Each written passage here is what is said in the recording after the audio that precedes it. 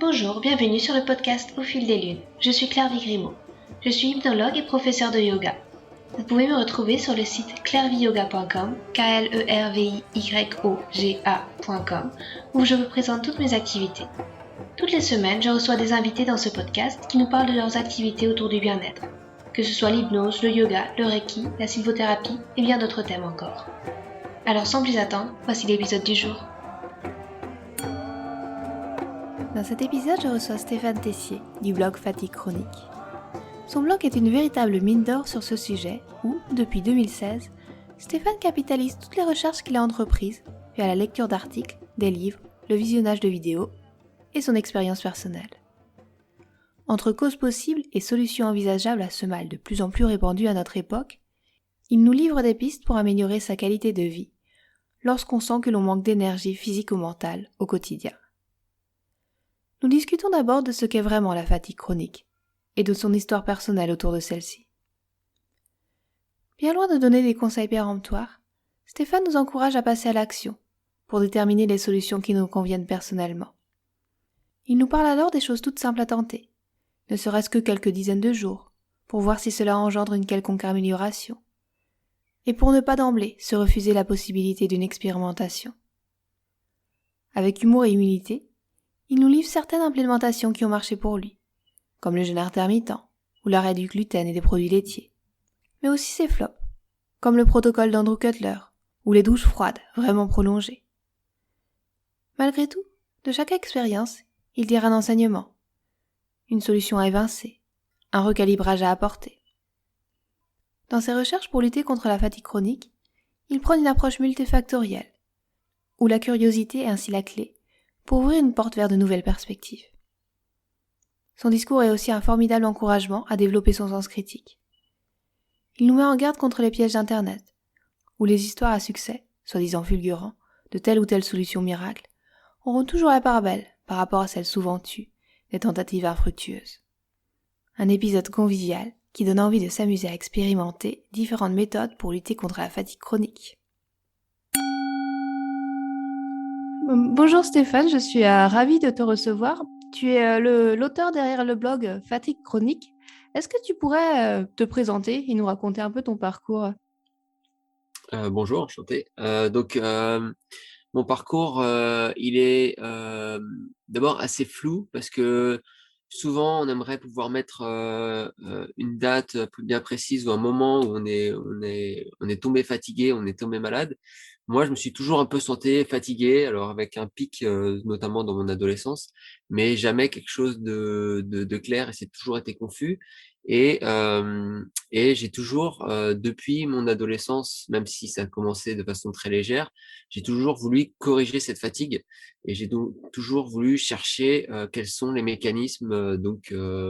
D'abord avec la recherche à l'aide notamment de contact de médecins, notamment avec l'aide de mon père qui était, enfin qui est toujours d'ailleurs, mais il va s'arrêter, qui est cardiologue. On a donc recherché d'abord avec la médecine traditionnelle. Et puis quand j'ai vu que cette médecine traditionnelle pouvait rien pour moi, avec la recherche de solutions plus alternatives, donc là j'ai commencé à fouiller partout sur Internet. Et puis en 2016, j'ai commencé à me rendre compte que j'avais quand même un gros patrimoine de recherche et qu'il fallait que je le capitalise. Et donc du coup, j'ai créé mon blog, le blog Fatigue Chronique, en 2016. Et donc ça fait maintenant 6 ans que j'écris des articles et que j'explore tous les sujets et je me lasse pas, quoi. J'ai vraiment exploré énormément de sujets et je me lasse toujours pas. Et à chaque fois que je crois que j'ai fait le tour, je trouve un nouveau sujet et c'est génial, quoi. Et du coup, quelles ont été tes principales découvertes ? Déjà, tu as réussi à mettre sous contrôle cette fatigue chronique ?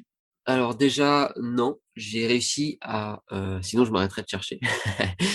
Non, déjà, j'ai réussi à vraiment améliorer ma qualité de vie avec beaucoup de petites choses qui font que on retrouve un petit mieux-être. Mais j'ai pas trouvé ce déclic qui fait que vraiment je profite à 100% de mon énergie et de mon cerveau aussi, parce que j'ai beaucoup de problèmes de concentration et de mémoire qui me jouent des tours au quotidien. Et donc, non, j'ai beaucoup de choses qui m'ont aidé. J'ai beaucoup de choses que j'ai essayées et que j'ai laissé tomber aussi. Heu et j'ai toujours cette fatigue et donc du coup, je continue, de chercher. Là, j'oriente un peu mes recherches, maintenant avec, je sais pas si on peut appeler ça de la maturité, mais j'ai cherché pendant très longtemps, tout ce qui est physiologique, tout ce qui est, allez, on va optimiser les compléments alimentaires, hem, on va peut-être prendre des douches froides, des trucs, vraiment jouer sur le corps et là, je commence à vraiment à m'orienter vers, OK, bon, on a fait beaucoup de choses sur le corps, qu'est-ce qu'on peut faire avec l'esprit? Comment est-ce qu'on peut prendre, peut-être, soigner des blessures du passé dont on n'a pas encore conscience, dont il faut prendre conscience, peut-être plus méditer ou plus de qigong, parce qu'on sait qu'il faut le faire, mais on le fait pas vraiment, donc comment le mettre en pratique? Plein de choses comme ça. Donc voilà, je continue. D'accord. Et peut-être pour commencer, c'est quoi la fatigue chronique ou les symptômes de fatigue chronique? Alors moi, je trouve que c'est important de dire fatigue chronique et non pas syndrome de fatigue chronique comme on trouve souvent sur internet, qui sont 2 choses très différentes. Puisque le syndrome de fatigue chronique, c'est quelque chose, c'est un ensemble de symptômes et c'est, beaucoup plus fort que ce que moi je ressens. Moi, je ressens une fatigue qui est vraiment, quotidienne qui s'étend sur des années. Donc au-delà de 6 mois, quelque chose qui s'étend au-delà de 6 mois, c'est chronique et donc là, moi, je suis fatigué, depuis des années, donc c'est une fatigue qui est chronique. Donc rien à voir avec le syndrome de fatigue chronique qui lui, est souvent, des gens qui ont une fatigue beaucoup plus extrême, qui se retrouvent, vraiment au lit, incapables de faire, ne serait-ce que les tâches ménagères et cetera. Donc là, c'est vraiment juste le fait d'être fatigué au quotidien. J'ai des fois besoin de faire la sieste. Alors il se trouve que je travaille, depuis chez moi, donc ça me permet, souvent de faire la sieste, de me reposer. C'est ces petites choses-là qui font gagner en qualité de vie. J'ai toujours des problèmes de mémoire et de concentration et si, je discute avec des personnes, je vais facilement décrocher, de la conversation et il faut que je me remette dedans et je sais pas ce qu'ils ont dit et il faut que je les fasse répéter et plein de petits mini handicaps, micro handicaps qui sont pas visibles pour les autres si je leur dis pas, mais qui sont là et qui sont, quand même handicapants, ouais. D'accord. Et est-ce que c'est pas quelque chose qui est de plus en plus généralisé? De plus en plus de gens se disent fatigués? Est-ce que justement en créant ce blog, tu as pas mis en évidence, ce fait-là que beaucoup de gens se reconnaissaient finalement, dans tes articles, dans ton parcours? Alors c'était pas le but initial, mais c'est vrai que quand on regarde, la fatigue, alors la fatigue, c'est quelque chose de, subjectif, hein. C'est les gens qui se disent fatigués, on peut pas vraiment la mesurer, mais il y a de plus en plus de gens qui se disent fatigués. Mais au-delà, de ce sentiment de fatigue, on voit bien les chiffres qui montrent que, toutes les pathologies, notamment les cancers et autres maladies, hem sont vraiment, en haute croissance et de plus en plus jeunes. Donc il y a vraiment un problème dans notre population et on l'a pas encore complètement identifié parce que ça pourrait être, au niveau du stress du boulot, comme ça pourrait être au niveau de la pollution avec, les ondes, avec la 5G qui arrive, comme ça peut être, une pollution il y a trop de plastique, il y a trop de pesticides, ou alors c'est complètement multifactoriel. Ça, ce qui est très possible. Mais il est clair que, c'est un mal qui grandit et au bout d'un moment, va falloir faire quelque chose, quoi. D'accord. Et est-ce que tu distingues aussi la fatigue physique de la fatigue mentale ou est-ce que les 2 sont liés? Tu parlais justement des explorations, diverses qui ont commencé par le corps, qui se tournent maintenant peut-être plus vers l'esprit. C'est quoi ton point de vue sur ça? Je pense qu'on a les 2, mais on peut pas on peut pas vraiment les délier. Moi, si j'ai, une fatigue, plutôt cérébrale, je vais vraiment pas avoir envie d'aller courir, même si mon corps en a la capacité, quoi. J'ai pas envie d'avoir à aller bouger, de faire du sport et cetera. Donc et on peut pas vraiment délier les 2 et puis surtout d'un autre côté, si je me force à aller courir et que j'ai pas vraiment l'énergie, ni physique ni mentale, le fait de faire de l'exercice, on le connaît, on le sait bien, ça va influencer sur mon état, psychologique et après je vais me sentir mieux. Donc dès qu'on agit sur l'un, on agit sur l'autre. Hem, mais moi, ce que je cherche à comprendre aujourd'hui, c'est non pas comment améliorer ça comme ça à moyen ou à court terme. Donc, si je vais courir, je vais me sentir mieux. Mais est-ce qu'on peut pas creuser plus profond? Et notamment, là, j'en suis vraiment à chercher un peu dans est-ce qu'on peut pas chercher dans son passé, dans son enfance, etc. Creuser plus profond au niveau cérébral pour guérir l'ensemble et non pas juste pour guérir le cérébral. Mais alors moi, c'est vrai que j'ai quand même la chance de pouvoir faire du yoga, d'aller courir. Alors j'aime pas trop ça, mais de temps en temps je vais courir, ça me fait du bien. Et voilà, du qigong, j'ai pas trop physiquement, j'ai pas trop de problèmes. D'accord. Et c'est quoi les outils qui t'ont aidé peut-être le plus à mettre sous contrôle cette fatigue? Hem, il y a clairement des améliorations avec l'alimentation. Donc arrêter l'alcool, c'est difficile, mais ça m'a beaucoup aidé. Je bois encore, mais de façon très réduite et en général, j'en paye un petit peu les conséquences. Hem, arrêter le café aussi, ça m'a libéré de beaucoup de stress et puis il y a tout ce qui est diminution, j'ai pas complètement arrêté, mais j'ai diminué beaucoup tout ce qui est gluten et produits laitiers et on sent tout de suite un peu un soulagement. Mais je pense que le plus efficace de tous, c'est le jeûne intermittent. J'ai du mal à faire des jeûnes prolongés, même s'ils me font beaucoup de bien. Mais le jeûne intermittent, ne serait-ce que ne pas manger de petit-déj, tous les matins, ça libère vraiment, l'estomac et le système digestif pour qu'il puisse se nettoyer et on se sent beaucoup plus léger que de manger constamment, constamment et je le ressens dès que je vais voir un peu ma famille et qu'on mange, matin, midi et soir et qu'on mange trop, je suis complètement, KO pendant 2 semaines après parce que, je suis complètement saturé, et c'est l'horreur, quoi. Donc, là-dessus, ça a bien marché, ouais. D'accord. Et moi, j'étais venue aussi sur ton blog par un article sur la respiration, notamment sur la respiration butéco. C'est quelque chose sur laquelle tu fais attention? Tu parlais du yoga, tu pratiques la respiration ou c'est Alors un outil aussi? ouais, alors Buteyko, je me suis beaucoup inspiré, des principes. Mais je fais pas les exercices, seul comme ça, où il y a des exercices où il faut se boucher la narine et cetera. Mais, quand je fais, que ce soit du yoga, ou de la méditation, je vais vraiment me concentrer sur ce fait, justement d'avoir une respiration la plus lente possible pour faire monter le CO2 donc, dans le sang et pouvoir retrouver cet état de calme et qu'on a avec, via Buteyko et je le fais même quand je vais courir. C'est-à-dire que quand je vais courir, je cours, en fermant la bouche et en respirant uniquement avec le nez. Donc il faut pas aller trop vite, sinon c'est pas possible, hein, faut courir tranquillement et donc trouver vraiment cette limite de, courir aussi vite que possible, mais avec la bouche fermée pour avoir vraiment une respiration, bénéfique. Donc c'est des concepts que je vais un peu détourner et utiliser autrement parce que j'ai découvert tellement de concepts que si je commence à faire du Buteyko plus ceci, plus cela, j'ai après à la fin de la journée, je peux rien faire d'autre, quoi. Donc j'essaye de vraiment de les mettre ensemble. Enfin, ce qui m'a fasciné aussi, c'est en parcourant ton blog, c'est la richesse des articles et des inspirations.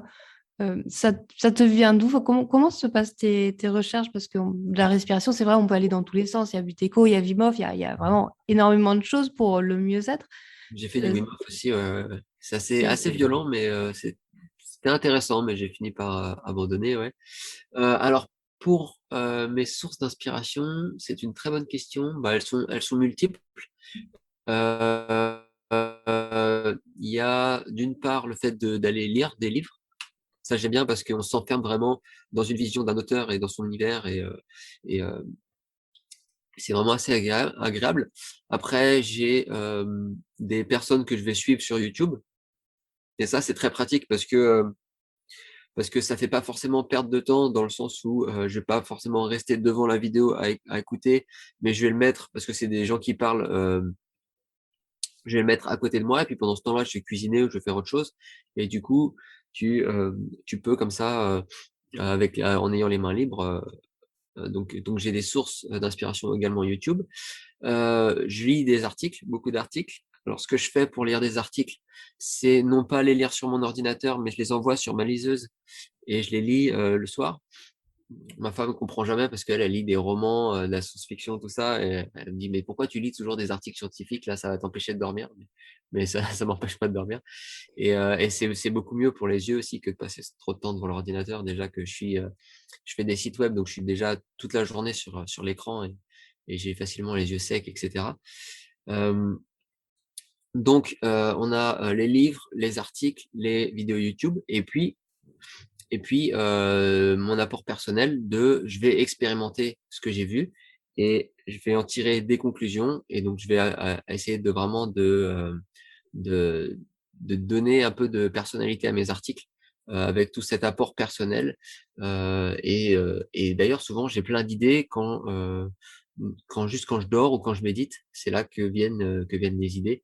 Donc il faut vraiment, laisser se reposer le cerveau, et là on a plein d'idées, et c'est là comme ça qu'on fait des supers articles.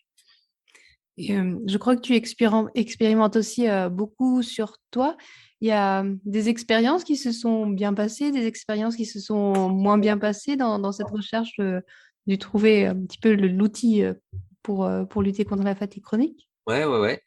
Il y a Je pense que la plus mauvaise expérience, ça a été, celle de, Andrew Cutler, qui est une méthode de chélation douce où en fait, on a, tous avec des quantités différentes, des métaux lourds, dans le corps, et donc du coup, moi j'avais été, donc là, au début, ça s'était bien passé. J'avais été dans une clinique aux Pays-Bas, parce que j'habite aux Pays-Bas, hem pour faire un test de provocation qui va te dire un peu quelle est la quantité, enfin qui va essayer d'estimer la quantité de métaux lourds dans ton corps.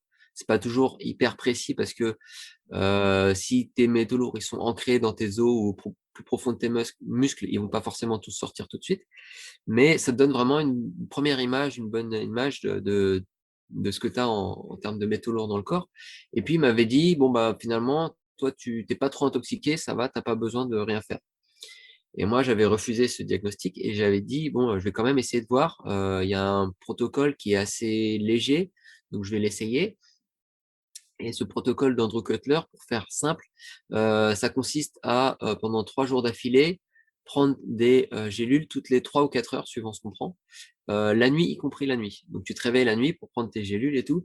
Donc ça, c'était un peu difficile au niveau du sommeil, et puis ça créait énormément de fatigue, et j'ai fait ça comme pendant plusieurs mois. Alors c'était des fois interrompu parce qu'il faut faire 3 jours par semaine pendant, X semaines. Il y a des gens qui font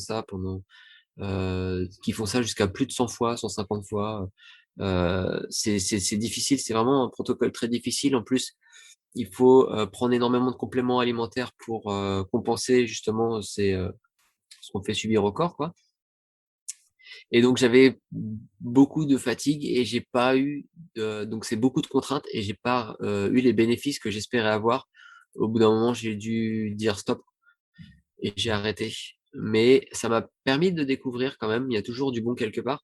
Ça m'a permis de découvrir une molécule qui est, l'acide alpha-lipoïque, qui est un antioxydant très puissant, et de temps en temps, quand j'en ressens le besoin, au coucher, j'en prends une petite gélule, que je fais moi-même parce que je change un peu les dosages, et c'est très efficace parce que je me sens, heu, beaucoup plus en forme le matin quand je me réveille.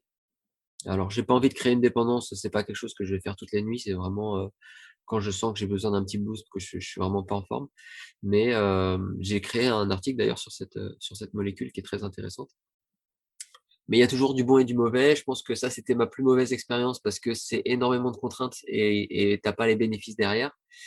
J'avais expérimenté sur les douches froides aussi, j'avais un mental d'acier, je faisais vraiment des douches froides de, plusieurs minutes, et le problème, c'est que mon corps suivait pas, quoi. J'avais vraiment la volonté de stimuler mon corps, et mon corps, mon métabolisme était pas assez puissant, et en fait, après la douche froide, bah, j'avais froid, pendant des heures, quoi, pendant toute la journée parce que mon corps, c'était trop fort pour lui, il pouvait pas se réchauffer. Donc j'ai fini par abandonner parce que j'en pouvais plus, quoi. Mais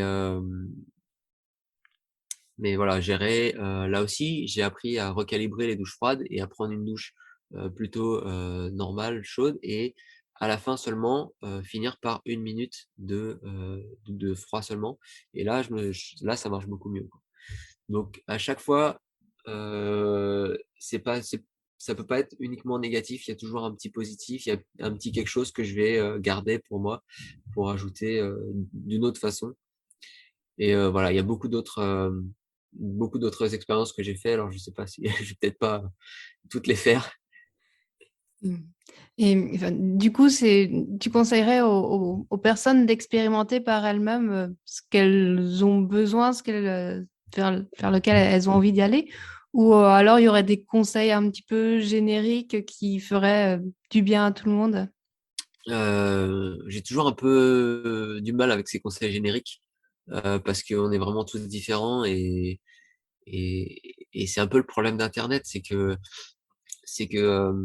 il y a quelqu'un qui va avoir, du succès avec, l'arrêt du gluten, qui va avoir vraiment sa vie transformée parce qu'il y avait une petite intolérance au gluten qui traînait et cetera et qui va aller faire un article et des vidéos dessus et cetera pour promouvoir, ce sans gluten et heu et du coup, quand on voit toutes ces gens qui mettent ces articles sur le sans gluten, on a l'impression vraiment que c'est la démarche à suivre et on n'a aucune idée, en fait, de, quelle est la part, de gens à qui ça a fait du bien, quelle est la part de gens qui ont échoué. Parce qu'il y a très, très peu, voire pas du tout, de gens qui vont dire: «Moi, j'ai essayé le sans gluten et bah, il s'est rien passé». Ça arrive, mais si tu veux, ils ont une visibilité qui est beaucoup plus faible que moi, ça a transformé ma vie. Parce que les gens ont plus envie de cliquer là-dessus. Et donc, on ne sait pas vraiment quels sont tous ces échecs, tous ces gens qui restent dans l'ombre. Et c'est dur de savoir quand on se lance dans quelque chose, avec quel pourcentage ça va marcher, avec quel pourcentage ça va pas marcher. Donc, moi, je conseillerais d'être curieux, d'aller voir, surtout pour l'exemple là, du sans gluten, où finalement, ça coûte rien. Je veux dire, on va essayer, d'arrêter le gluten pendant 2 semaines, c'est hyper simple et pourtant, il y a plein de gens, mes parents, par exemple, j'arrive pas à leur faire expérimenter, ils sont butés. S'ils ont pas leur pain le matin, ils vont pas survivre la journée. C'est vraiment, quelque chose qui est, profondément ancré et pourtant, essayer s'il y a rien de plus simple que d'expérimenter. C'est stupide de passer 2 mois à essayer de voir si ça va être bénéfique ou pas d'arrêter le gluten. On passe 2 semaines à essayer, on sait, c'est bon. Là, il y a pas longtemps, j'ai fait un article, pour parce que j'ai une mailing list associée à mon blog. J'ai fait un article sur le sel et j'ai dit: «Bon, on va faire une expérience». Moi, j'ai fait une expérience moi-même d'abord. J'ai pris du sel, donc j'ai mis du sel dans un verre d'eau, je le bois tous les matins ou le soir, peu importe et ça m'a redonné de l'énergie donc je voudrais que vous fassiez la même chose pour voir comment ça va et cetera et là, le flop total, mais total. Il y a personne qui me répond, silence radio. Donc je renvoie un mail: «Eh, qu'est-ce qui se passe?» machin et là, en fait, tout le monde avait peur parce que le sel, c'est vraiment quelque chose tout le monde a appris que le sel, il fallait pas en prendre trop. L'hypertension, tout ça, le médecin, il m'a dit donc là, je sais pas, est-ce que c'est pas dangereux?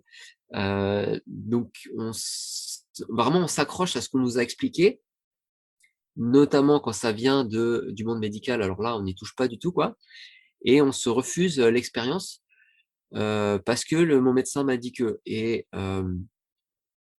ça, je trouve ça un peu dommage parce que si on réfléchit un peu, il y a quand même un peu quelque chose qui cloche. Si on va voir les animaux, moi, je vais à la ferme, avec mon fils là, les chèvres et tout ça, on leur donne du sel. On leur donne du sel et ils peuvent en prendre autant qu'ils veulent et ils se régulent très bien et ils sont en bonne santé. Pourquoi est-ce qu'on irait leur donner du sel? Mais nous, faudrait pas qu'on y touche. Moi, c'est des choses que je trouve complètement aberrantes et donc j'ai secoué un peu mon audience et j'ai fait: «Bon écoutez, si vous voulez vous en sortir, il faut peut-être un peu, sortir de ce que vous connaissez et essayer quelque chose de nouveau. Il va peut-être falloir un peu se mettre un coup de pied au cul et peut-être, voilà, y aller, quoi et du coup, il y en a quelques-uns qui ont osé, pas tous, mais il y en a quelques-uns qui ont osé et j'ai eu, vraiment aucun, retour, négatif. Au pire, il s'est rien passé, mais j'ai eu beaucoup aussi de retours positifs: «Ah mais c'est super, en fait, maintenant que j'ai essayé ton truc avec le sel, j'ai plus d'énergie, hem, je me sens mieux, j'ai proposé à ma copine de faire ça parce que j'ai trouvé ça chouette» et cetera. Mais il a fallu vraiment les secouer et ces gens ont pas cette curiosité naturelle parce que, heu, on va vraiment attendre que tout vienne du médecin, quoi. Et ça, c'est vraiment quelque chose que j'ai fini par remettre en cause. C'était difficile pour moi parce que mon père était médecin, quoi. Et ça fait toujours des discussions très mouvementées quand on se retrouve, mais on adore ça, on se titille, quoi. Et du coup, il faut peut-être essayer d'aller voir ailleurs que tout ce qu'on nous dit notre médecin, redevenir curieux et surtout réapprendre à écouter son corps. Et il n'y a pas plus simple comme expérience pour écouter son corps que de prendre du sel, le mettre dans l'eau, mettre un verre d'eau, remuer, et puis une fois qu'on a son verre d'eau salée, on le boit, et en fait, si le corps il a pas besoin de ce sel, il va nous dire c'est pas bon, machin. Et les retours que j'ai eus, c'est ah mais j'ai pris tellement de plaisir à boire ce sel, en fait, ça fait du bien, mon corps il a demandé, quoi. Et là on sent que le corps il nous parle, mais faut-il l'écouter. Donc ça c'est voilà. Je sais même plus quelle était la question initiale. Je suis un peu parti là. C'était une belle description en tout cas, parce que ça me donne envie aussi de te demander, euh, lorsque les personnes de ton audience ont suivi tes conseils, tu as eu des retours d'expériences qui ont vraiment changé, des parcours qui ont été transformés, ou une fatigue qui a été à nouveau peut-être un peu plus tue? Malheureusement, assez peu. J'ai eu beaucoup de gens qui m'ont dit plutôt, moi j'ai eu ça, ça m'a vraiment aidé, ça m'a vraiment apporté un plus. Et, euh, et ils me font un retour, non pas parce qu'ils l'ont découvert sur mon blog, mais qu'ils disaient, moi je cherchais un article sur le sujet et la façon dont tu l'as expliqué, j'ai vraiment adoré. Et du coup, j'ai voulu te faire un retour là-dessus. Mais des personnes que j'ai vraiment personnellement aidées et qui sont alors des petits mieux-être, il y en a qui sont sortis de la fatigue, qui a eu de grosses transformations. Pour l'instant, malheureusement, je n'en ai pas eu. Mm. Mais je désespère pas. Et c'est vrai que moi aussi, je t'ai découvert par un article, je te disais, sur la respiration. Et j'aime beaucoup le ton de tes articles parce que il y a toujours ton expérience authentique. Et même quand ça marche pas aussi, quand tu as ces déceptions, je pense que sur les douches froides, on nous parle beaucoup que c'est vraiment la panacée pour se sentir mieux. Pas forcément pour tout le monde, pas forcément à l'extrême non plus. Donc ça fait du bien aussi d'entendre Ouais, ce ouais, genre ouais. de choses. Ouais, de lire un peu des échecs et pas que des gens. Moi, j'ai réussi, c'est super parce que bon, c'est le piège d'Internet, quoi. Ça, c'est clair. D'accord. Et vers quoi, du coup, est-ce que peut-être aussi, tu parlais de cette recherche toujours présente. Est-ce que tu penses que ça existe vraiment ce Graal pour lutter contre la fatigue chronique, ou alors ça, c'est forcément une multitude de choses sur lesquelles on peut agir? Est-ce qu'il existerait une Je pense méthode? que pour être en bonne santé, ce serait difficile de pas avoir une approche multifactorielle, holistique, comme on dit. Après, je pense que en fonction des personnes, il peut y avoir ce Graal, ouais. Il peut y avoir ce Graal. Moi, j'ai lu des témoignages de gens. C'est souvent un petit peu multifactoriel. Il y a souvent plein de petites choses, mais il y a ce truc qui fait que la personne va beaucoup mieux. Euh, j'ai lu, par exemple, que des trucs aussi simples que de faire du Qigong toute la journée, ça guérit des maladies euh, pas croyables. Mais en fait, quand tu lis ça, c'est quelqu'un qui a été sorti de son contexte, qui a été mis dans une clinique de Qigong. Et donc, du coup, il fait du Qigong toute la journée, mais il y a peut-être énormément d'ondes positives, des gens qui sont bienveillants à côté. C'est toujours difficile de savoir. Mais des fois, moi, j'ai lu des témoignages de gens qui, avec un simple déménagement, sont allés beaucoup mieux. Et on ne sait pas si c'est parce que il y avait juste des relations toxiques, si c'était tout simplement peut-être le Wi-Fi des voisins qui leur tapait sur la tête, ou on ne sait pas. Mais des fois, le simple fait de déménager, ça fait un déclic et ça peut guérir une personne. Après, il faut trouver le truc. Moi, j'ai lu quand même, là, il y a un peu le piège des métaux lourds. On a vraiment du mal à savoir ce qu'il en est pour soi-même. Est-ce on est intoxiqué ou pas? Mais il y a beaucoup de témoignages de gens qui sont allés beaucoup mieux parce qu'ils ont fait des chélations et qu'ils ont sorti les métaux lourds de leur corps parce qu'ils étaient intoxiqués. Et donc là, dans ce cas-là, bah, il y a vraiment des sacrés grâles pour ces gens-là, quoi. D'accord. Et tu pourrais nous parler de tes projets futurs si tu en as ou quelque chose Ouais, mon projet futur, là, je viens de lire un livre qui s'appelle Quand le corps dit non. Donc, je l'ai lu en anglais, c'est When the Body Says No, de Gabor Maté, et qui parlait, donc mon article va bientôt sortir là, qui parlait du fait que presque toutes les pathologies, euh, notamment les pathologies modernes qui sont vraiment en pleine effervescence, ont une origine cérébrale et notamment issue d'un stress et d'une anxiété chronique. Et c'est pas systématique, mais souvent c'est une anxiété qui peut venir de son enfance. Et ce qui m'a fasciné, c'est qu'il dit pas, il dit que c'est pas forcément un traumatisme et une expérience négative, et que ça peut être tout simplement le fait de pas avoir eu quelque chose de positif, juste un manque peut-être de rapport, d'affection, de quelque chose dont on avait besoin, qui peut créer des problèmes au niveau de la gestion des émotions, ce qui fait qu'on va renfermer ses émotions, qu'on va plus exprimer vraiment sa colère ou sa tristesse, etc. Et le fait de renfermer ses émotions va générer un stress qui est un stress de fond chronique dont on ignore presque l'existence parce qu'on a finalement vécu toute sa vie avec. Et ça crée sur le long terme tout un tas de pathologies. Et il a même montré que certains profils, enfin, il a montré, il s'est appuyé sur des études et des exemples pour, euh, pour montrer que certains profils psychologiques vont donner plutôt certaines pathologies, notamment si on va réprimer complètement sa colère, on n'exprime jamais sa colère, euh, on va plutôt avoir un profil qui va s'orienter vers le cancer. En tout cas, il y a une forte corrélation entre les gens qui ont le cancer et, euh, et les gens qui...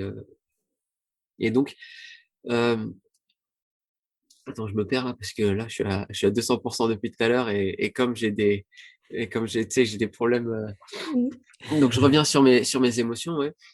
Et donc, il a montré ce lien entre pathologie et puis il a dit d'autres choses hyper fascinantes comme la pensée positive qu'on voit partout sur Internet, et il faut vraiment être pensée positif et tout ça. Il dit, en fait, c'est un énorme piège et c'est pas bon du tout pour nous, pour la simple raison que le fait d'être toujours dans le positif, ça nous force à enfouir en nous le négatif. Et si on l'enfouit en nous, bah, on l'exprime pas, on le résout pas, et ça va provoquer des problèmes et des pathologies. Et il montre ainsi comme ça que enfin, les études se sont rendues compte que bah, tous les gens qui avaient des grosses pathologies, notamment cancéreuses et tout ça, eh ben, ils étaient toujours assez positifs, malgré la pathologie, mais toujours positifs, toujours bienveillants, toujours souriants, et ils exprimaient pas leur colère, alors qu'ils pourraient être vraiment en colère ou tristes d'être malades. Et donc, en fait, ça trahit le fait qu'ils enfouissent complètement ces émotions négatives. Et donc, je me suis posé un peu la question, et si moi j'avais ça, je sais pas, peut-être oui, peut-être non. Puis j'ai commencé à tergiverser. Et, euh, et en fait, je pense que il faudrait que j'essaye une psychothérapie. Et donc, je sais pas du tout ce qui peut en sortir, mais ça fait un moment que je me pose la question, est-ce que j'ai des problèmes, est-ce que j'ai pas de problèmes? Et je me suis dit, mais en fait, c'est comme tout le reste. C'est comme arrêter le gluten. Si tu essayes pas, tu sauras pas. Donc là, je commence à me dire, ah, peut-être que je vais faire une psychothérapie. Donc là, j'ai commencé à contacter des gens et voilà. Donc il faut là encore, il faut sortir de son domaine de confort et arrêter de se mentir en se disant, moi tout va bien, j'ai pas besoin de psychothérapie. Si tout va bien, et ben la psychothérapie, au contraire, elle va le confirmer. Donc, tu ne devrais pas avoir peur. Donc, faut y aller. Parce que on se trouve trop facilement des excuses. La psychothérapie, c'est pour les fous parce que c'est toujours un peu montré du doigt, etc. Et ben là, c'est encore un domaine où faut sortir de sa zone de confort. Et je pense qu'il faut y aller et on verra bien ce qui va se passer. C'est pas quelque chose qui va se faire en un jour, mais je pense que c'est pour moi la suite logique. D'accord. Mais en tout cas, j'ai hâte de lire ton article sur ton blog. Et justement, si les auditeurs, les spectateurs veulent te retrouver, tu peux donner l'adresse de ton site web ou comment te contacter Ouais, sur Internet? c'est blog-fatigue-chronique.fr et on peut même s'inscrire à la mailing list si vous voulez suivre encore plus mes aventures parce qu'il y a plein de petits mails comme ça que je fais. J'essaie de faire ça un mail par semaine pour pas en faire trop et pour pas non plus manquer d'idées, quoi. Donc voilà, il y a mes articles et puis j'avais des vidéos, j'ai un peu arrêté, j'en fais de temps en temps, mais c'est plus épisodique. Donc voilà, surtout blog-fatigue-chronique.fr. D'accord. Merci beaucoup, Stéphane, Je pour vous en cette prie, avec conversation. plaisir. Et puis, je te souhaite une belle suite de journée, hein. Merci à toi aussi. Salut. Merci à Stéphane pour cette conversation. Vous trouverez toutes les notes de l'épisode sur le site clairviyoga.com à la rubrique podcast. Pour finir, un petit mot pour vous parler de mon nouveau livre Au fil des lunes, justement inspiré par ce podcast éponyme. Dans ce roman, vous découvrirez l'histoire de 8 personnages dont la vocation est de guider leurs prochains vers un mieux-être, que ce soit à travers le yoga, l'hypnose, le chamanisme et d'autres disciplines. Ils sont réunis pour un week-end de bien-être. Ce sont leurs confidences que je me suis imaginé recueillir. Ces conversations entre deux portes, entre deux cours, entre deux activités, où les langues se délient et où on revient sur ce qui fait qu'on en est arrivé là. Justement, ce week-end, vous y êtes aussi conviés. Alors quelques mots pour vous mettre dans l'ambiance. Une cloche retentit. Chacun repose sa tisane de camomille ou son verre de brandy. Il est l'heure de quitter la bibliothèque du manoir pour suivre Paul. Celui-ci vous mène au grenier de l'immense bâtisse pour une séance d'hypnose ludique. Cet atelier clôture la 2e journée de la retraite à laquelle vous avez été conviés. Au cours de celle-ci, vous ferez la rencontre d'une chamane, d'un herboriste, d'un maître reiki, d'une prof de yoga et des autres intervenants dont la découverte de leur mission de vie s'est faite non sans heurts, remise en question, doutes ou compromis. Ce sont leurs confidences, recueillies au détour de conversations perdues, qui ont inspiré les 8 nouvelles de ce livre, au goût d'escapade hors de son quotidien. Des portraits de personnages touchants, réunis dans un captivant huis clos, dont le parcours chahuté et les étapes de vie qu'ils ont traversées, amènent à s'interroger sur les milliers de chemins qui s'offrent devant soi pour réaliser ses rêves.